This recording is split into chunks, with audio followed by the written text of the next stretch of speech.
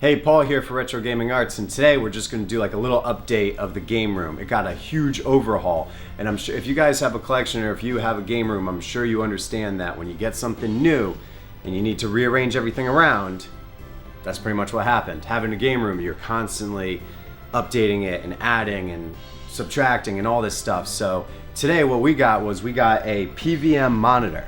And what that is it's a professional video monitor. This was used in movie studios to make movies. And what's really cool about these is they display RGB SCART, and then they also do S-video, and they output very awesome quality. It has 16:9, and the connections on the back are all BNC, so you need to get SCART to BNC adapters. So adding another television to the game room, you gotta switch up the connections of how everything is. Right now it's just displaying an S-video, and we still have pretty much all the consoles in S-video. So you got S-video on the Genesis with the Sega CD, Saturn S-video.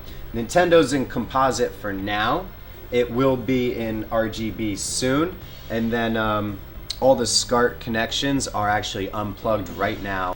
So when you have multiple different ways to connect a console in multiple different video qualities, because I like to do like a lot of the comparisons between, you know, composite, RGB, all of that, so we have to have them all hooked up in all sorts of different ways. So it gets to be a lot. And then when you throw in a new monitor into the mix, it's all in a tilt-a-whirl. So actually, not everything is hooked up. Some of these consoles on the bottom aren't even hooked up at all yet, because I'm still waiting for some sort of cable for each one, not necessarily the one that plug them in, but conversion cables and extensions, so that way everything can be displayed from here onto here and then also recorded. So a little bit more work in progress, but for the main part, most of it's done. And then in addition, there used to be a couch right here. So this was like a whole huge sectional couch that came from here all the way to pretty much here, which was really nice because you could lay down and play on a giant Trinitron CRT, but it didn't leave a lot of room for when people come over and we play Street Fighter. So now we can come over, play Street Fighter, and you can actually sit and enjoy Street Fighter because there's no couch. And then we were also able to put in some consoles under here being hooked up to the CRT, pretty much just the main ones we want to play fighting games on, and then a speaker, because this whole surround sound system is powered by car audio speakers. And then without the shelf, I was able to add in, or without the couch, I was able to add in a shelf, so we can also play, you know, light gun games on the CRT. And then here's practically all my controllers, all nice and organized, which is nice.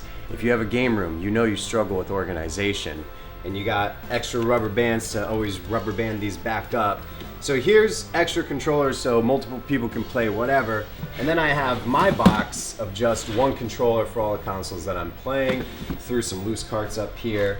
And yeah, that's pretty much, so that's like, for me and for the living room and for like this place, like it was a huge thing because it opens up the room more and it makes it look like a lot nicer and more organized. And now you have, not only is the console's hooked up with improved video quality, but you have an improved way to view them.